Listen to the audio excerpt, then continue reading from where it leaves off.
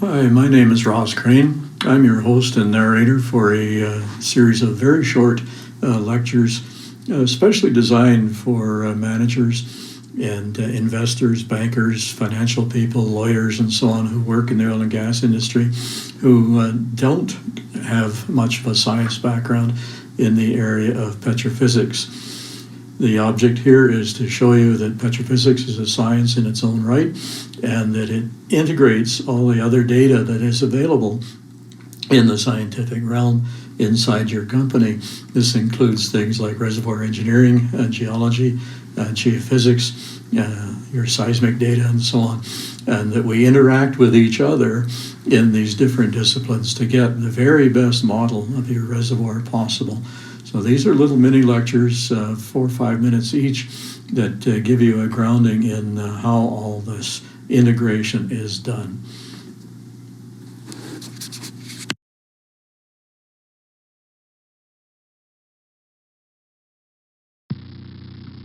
Petrophysics is the study of the physics of rocks and the fluids that they contain. Many people think that petrophysics means log analysis. Well, I'm sorry, but it doesn't.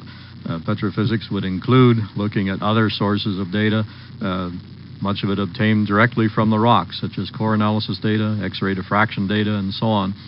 So think of petrophysics as the broad subject, and that log analysis is a narrow piece of that subject.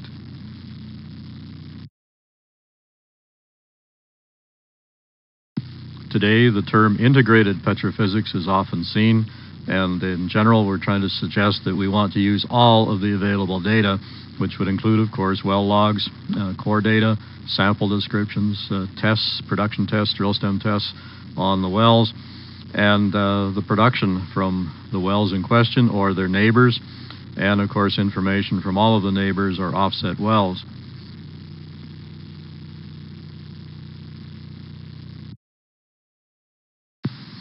At this stage of the course, you probably don't necessarily know what other data we might want to use and what we might want to use it for besides the logs that we're going to concentrate on. Here's a list that you can read better than I can, but as an example, we will often use core analysis results to calibrate our porosity and water saturation and permeability calculations from our logs. We might use other kinds of data like X-ray diffraction, XRD for abbreviation, or thin section data to understand the bulk clay content of our reservoirs, and also the mineralogy of our reservoirs, and so on. There's something out there, not necessarily in the well that we're interested in, but nearby in offsetting wells, that will help us to calibrate or at least apply good engineering judgment to the process of getting log analysis answers, and also in understanding what those answers might mean. We'll cover this very slowly and gradually over the entire course, and you'll get the point eventually, but this slide is just to give you an indication of what's available and what we might use it for.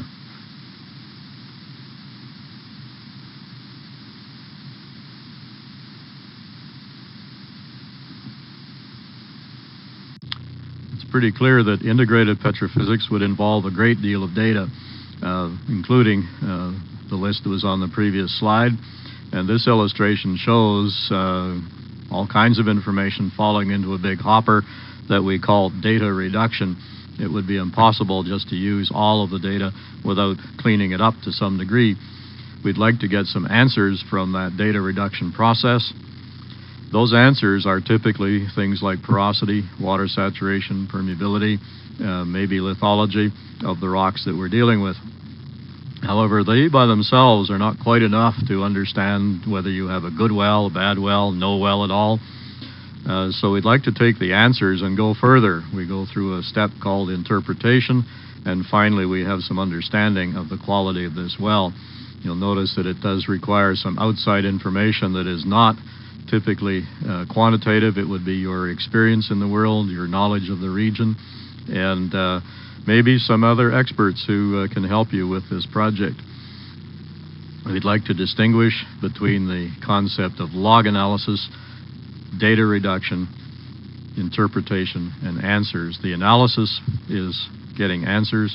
The interpretation is what leads to the understanding of the reservoir.